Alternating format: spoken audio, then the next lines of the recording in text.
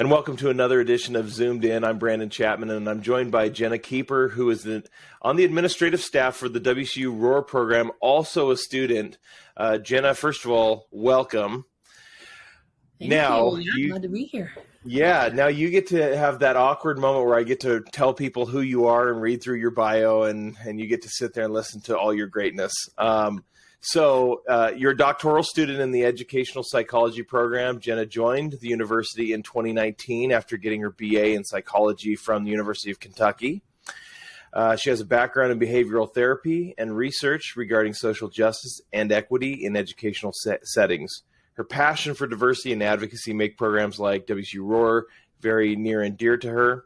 She joined the ROAR program in 2019 as a peer ally and joined the ROAR staff during the 2020 to 2021 school year. And who wouldn't, Genna, want to join anything during COVID? So as part of the administrative staff, your role is Employment Services Coordinator. And you know what? We're kicking off the National Disability Employment Awareness Month. And so we wanted to have you on as a guest on Zoomed In and talk to you about your role as an employment service coordinator with WSU ROAR. So again, I know I said welcome, but welcome one more time, and talk about what that means to be an employment services coordinator just with WSU ROAR, and then we'll talk more about this month that we're recognizing. Yeah, absolutely. So like you mentioned, I'm the coordinator for our employment services team. So the bulk of my job is to support our students in gaining competitive, integrated, and paid employment at WSU or throughout the Pullman community. And for our students that maybe don't necessarily have an explicit career goal in mind, I spend a lot of time doing a lot of career advising, some career exploration. All of our students complete what is called work-based learning when they come to WSU ROAR. And that can look like a multitude of things. And that can be just learning about different career paths. That can be job shadowing. That can even get as far into like getting an employment opportunity at a position in the Pullman community where they're really part of an integrated team of the other employees. So it looks a bit different for every single one of our students, but that's the bulk of what I do. And then the other piece that I do is community outreach and cultivating kind of the supportive network of employment partners throughout the community, you being one of them, right? The College of Education has been really committed to providing our students opportunities for work-based learning. And I do a lot of that and managing kind of employer expectations and helping support them create an inclusive environment for our students in the workplace. So you would have had a role with the last year, this reverse career fair, which I thought was pretty neat. So rather than have all of these students go around to different employers, just kind of the opposite. All the students had their posters and that talked about what their strengths were and you know, some of their interests, and different employers who either were considering being these community partners would go around to the tables and meet individuals. Talk about that process and how neat that was. Yeah, the Reverse Career Fair is kind of a byproduct of our COVID year, right? We physically could not get into work sites, right? So that year we did it virtually, and then the 2021 school year we were able to do it in person, and it was incredible to see our students, right, kind of have that power and have that confidence in that space because, like you said, it's their space. They have a lot of ownership over what they portray to employers. So they're able to be their best selves in that space. And one of the really cool things that was one of my favorite pieces of the Reverse Career Fair is every single employer that attended wanted a ROAR intern for the next semester, which is huge, right? Having that commitment before we even get into the next school year is really revolutionary for our students. And that being said, a lot of preparation, like you said, goes into that, right? We spend a lot of time in our career planning and professional development course, which is where all of our ROAR students receive that specialized instruction from ROAR staff in that moment in a classroom setting. And we spent a lot of time preparing on how you market yourself in a job interview and how you talk to a potential employer and all these things that you should or should not say, and learning those soft skills that can be really hard right? But allowing our students to practice in a safe space, to kind of have some autonomy over what they want to tell employers, really made them confident and made them really shine at the Reverse Career Fair, which is really cool to see. Yeah, and like anybody, these students with WSU ROAR, they do have strengths and weaknesses. Some of them really help them in certain areas of the employment sector. And one of the nice things that I've been able to do in my role is actually go and do video highlights with some of the students on their job site, on their internship site, and we of course have some more coming out pretty soon. But I've been able to.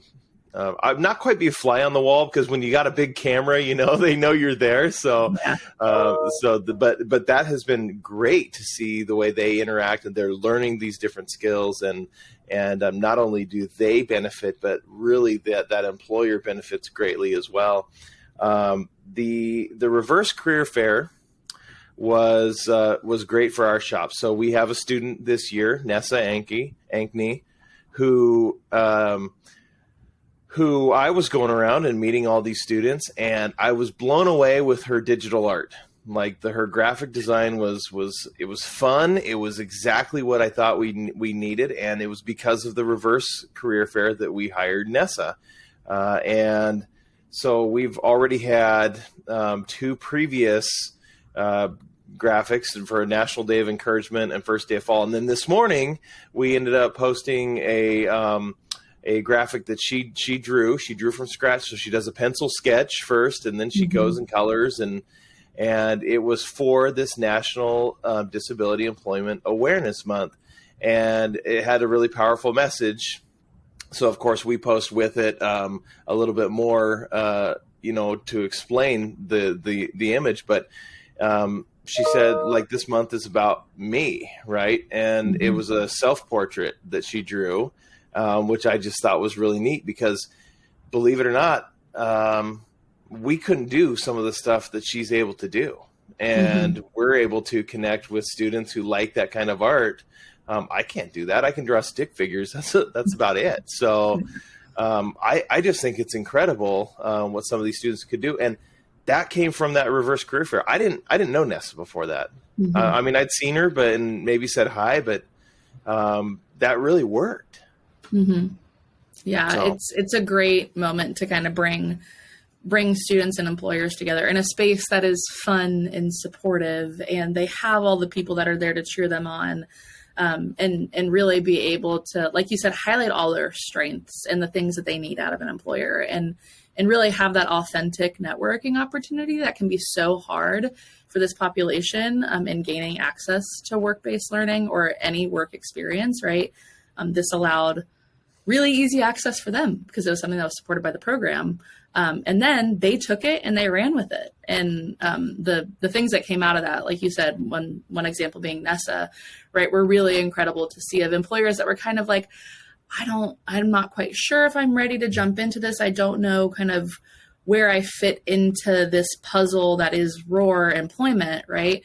But then they get there and they actually meet the students. And that's the most powerful networking opportunity. And that's the most powerful statement we can give to employers, right? To allow them to actually see the things that our students can do and want to do and be involved in, and then decide to be a part of that. It's really cool to see. Well, do you just think, Genna, that there are so many instances that I've seen right now where there's that old saying, we're only as strong as our weakest link. And so much of that is hogwash, because I bring up the things that I can't do that Nessa's doing. It's not that we're only as strong as somebody who has disabilities. That's a terrible way of looking at it.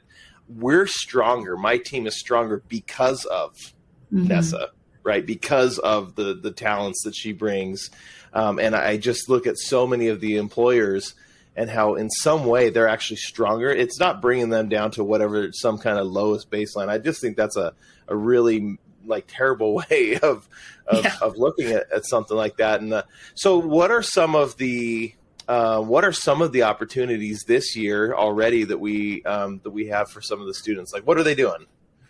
Yeah, so we've got lots of partnerships. So you'll have to forgive me if I blank on some of them, because name all of them alphabetically, please. Ooh, let me pull up my Excel sheet. No, since I started this position, we went from a community employment network of about 5 employers to now over 25. So really exponential growth. And that's because our students are really passionate about diverse careers. So that being said, we kind of follow a career cluster kind of way with ROAR, where students can come in and kind of select the current existing partners that we have, right? And kind of see what those career paths look like. Those might be in childcare, they might be in the food industry, they might be in some form of administrative assisting or science or things like that. And then they go out into the community and they actually get experience in these work sites. So some of the things that our students will do on campus, right? We have students working here in the College of Education, both in your office and within our teaching and learning department. And those students are actually like research assistants, where they're utilizing the research tools that are provided to WSU to help professors conduct the important research that they have going on. And then kind of outside of our WSU network, right, we've got students at Schweitzer Engineering Laboratories, which is an employment partner that has been incredible in their commitment to competitive, integrated, and paid employment, right? That paid piece is really important for our students. And then we've got students kind of all over, really. It's hard because it changes every year, because we have a student that we're like, that come in and they have a career goal that is something that we've never encountered before. And we get flexible and we adapt, right? We have employment partners that have been really incredible to our students, including Poppy Salon, which is in downtown Pullman, that we have a student working there at who has a career goal of getting her cosmetology license, right? We have students working in WSU Dining Services, which is like their dream job, because they love Mexican food and they're able to work at a Mexican restaurant on campus. And that is like all they could ever want from a position. And then we've got employers that are really committed to fostering a learning environment for our students, right? The WSU Children's Center has been incredible in supporting past interns, and they've been a really great work site for us. We have 2 students working there now, actually, that have worked their way up to paid employment. And that's just always so great for me to see. And then we also partner with University Recreation. We partner with Three Forks Bike Shop, which is a local small business. Gosh, that's just some of them. But there's so many. Our students are doing so many cool things in the community. So. And don't think for 1 minute. Some days I don't think about just going and working at a Mexican restaurant, right? Getting that employee break, by the way, with a good lunch would be fantastic. But it's really nice to see the students getting those opportunities, but also people learning how to interact and work with folks with various disabilities. And I know me personally have grown greatly because of those interactions. So in terms of the history of the National Disability Employment Awareness Month, so I discovered this. This was interesting to me. It kind of dates back to 1962 or 1945. Sorry. The first week of October was called National Employ the Physically Handicapped Week. First in 62, they took away the word physically because there were so many different kinds of disabilities. And we often talk about, intellectual, developmental disabilities. And all of those are so important to recognize. You can't have equity if you don't recognize these. And then finally, in 1988, Congress expanded the week to a month. With any kind of month like this, I'm sure you're probably thinking the same thing I am. Is like, what does that mean, right? What does it mean? Is there something concrete we can take away from this? I don't know, other than to highlight it, to focus, and to really work on educating people.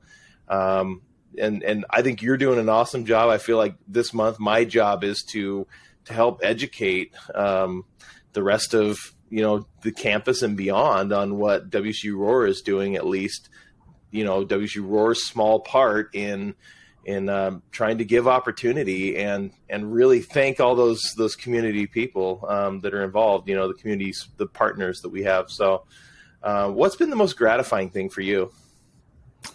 Oh man, honestly, I think so. Now that I'm in my 3rd year, I've seen kind of a full cohort of ROAR students go through.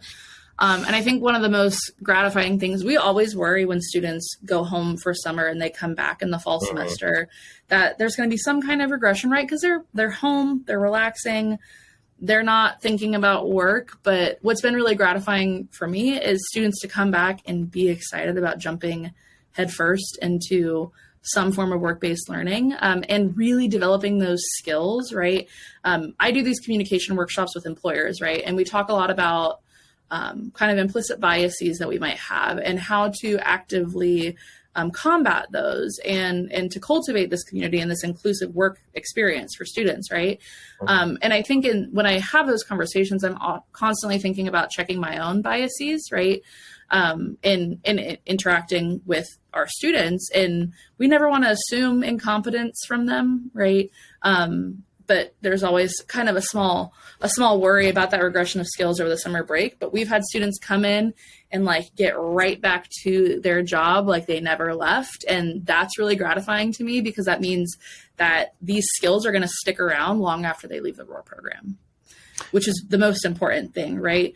Paid, competitive, and integrated work experience when students are in post-secondary education programs like ROAR is the biggest indicator for their future employment success after graduating.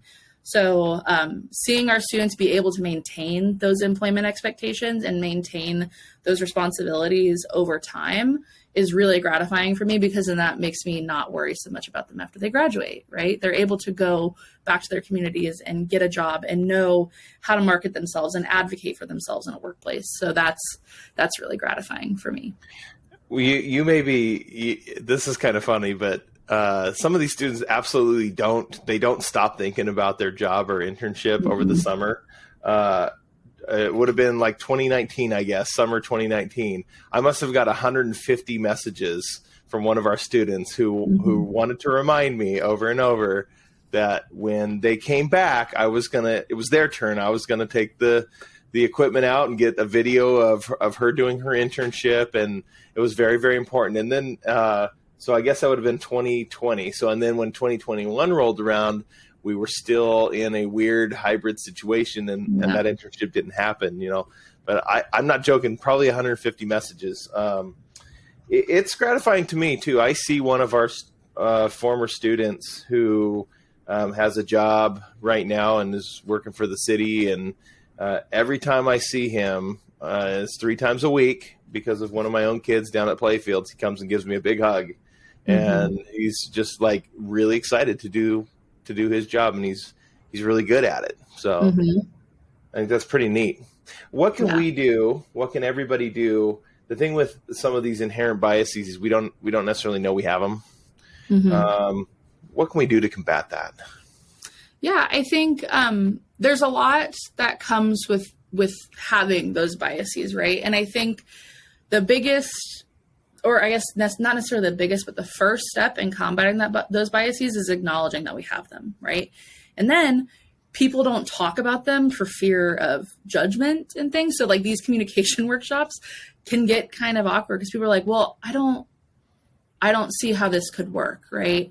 And then we kind of unpack that a little bit and talk about it, because I think a lot of biases come from just not understanding, right? So that's why work like advocacy for our students and community outreach and talking about what employees with disabilities can do is so important, because as soon as we start to dismantle a little bit of that misunderstanding is when we begin to tackle those biases. And it doesn't come from 1 or 2 conversations, right? It comes over time when seeing the things that our students can do in the workplace and seeing models of what an inclusive work environment looks like and how beneficial being an inclusive work environment can be, both for your student, for yourself, for your business. Seeing that, I think, is really important. And that starts to allow people to kind of be like, oh, well, I guess I didn't really think about it like that. And then it starts to disentangle a bit of those biases. And like I said, that happens over time and with a lot of exposure to ROAR students in the workplace. So yeah, I think that exposure is key. I mean, we could talk about eliminating some of these biases and working toward that, but until you have that exposure, It's just not going to happen. So that's a great plug, by the way, for our community partner pool to grow, right? So if you would like to improve on this, you could be a community partner and host a WSU ROAR student. We can't promise, of course, every semester that it's going to line up with their interests, but the more community partners we have, the more we're able to place these students in an environment where they will flourish, I think. Genna, I do this for everybody, but I'm passing you the mic, the baton. Anything you want to add before we part? Oh man, I think my biggest thing would be, we've talked about it all the time. Having that inclusive work environment is so powerful. Our students bring so much value to their workspaces, right? They bring good attitudes, and they bring a really distinct level of skills and a specific skill set that's really helpful. And they think about things that have never even crossed my mind, right? So I just really like to advocate for the fact that that weak link argument that you mentioned is total phony, right? Our students are capable and they're competent. And when they're allowed the opportunity to try things, they become confident and they become better employees, and it makes a better Pullman community, better community wherever it expands to, right? So I can't advocate enough for the importance of just that exposure to this population and that collaboration with them, because we don't work for our students, we work with our students to gain these employment skills. And I learned so much too when I have this with them. So yeah.